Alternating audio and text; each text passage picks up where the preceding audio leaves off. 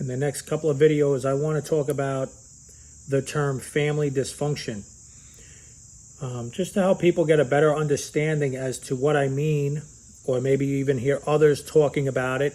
You know, so many of us are walking around and really not, some of us never paid attention to our upbringing. You know, some of the behaviors and attitudes and thoughts and beliefs that, you know, could stem from your family environment. You know, the house you grew up in, the people that you lived with in that house, things like that. So yeah, the next couple of videos are going to be on family dynamics, family dysfunction in particular, and just so that you guys can get, I guess, a more clear understanding on patterns that develop across dysfunctional families. You know, it doesn't mean necessarily, right, that your family is bad, that we're talking bad about your family or bad about your parents, or that we're blaming them for every problem that you have.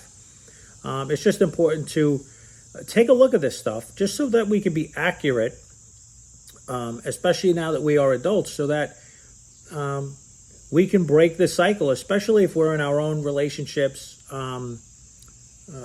marriage, if we have our own children, because sometimes on the surface, our symptoms look different, but the dysfunction underneath that is still, you know, pretty similar for each one of us. So what I mean is, somebody in your family might abuse alcohol, another might abuse drugs, another might be a perfectionist, another might be a people pleaser, another might be someone who has a lot of anger and rages a lot.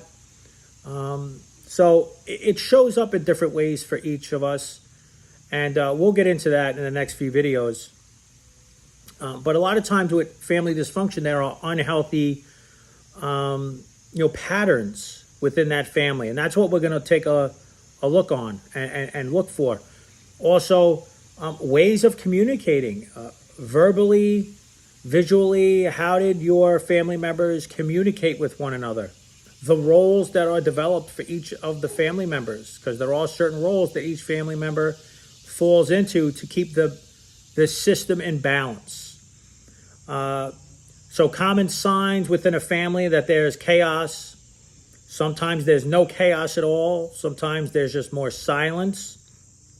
There's control, a lack of safety, whether that's physical safety or even emotional safety.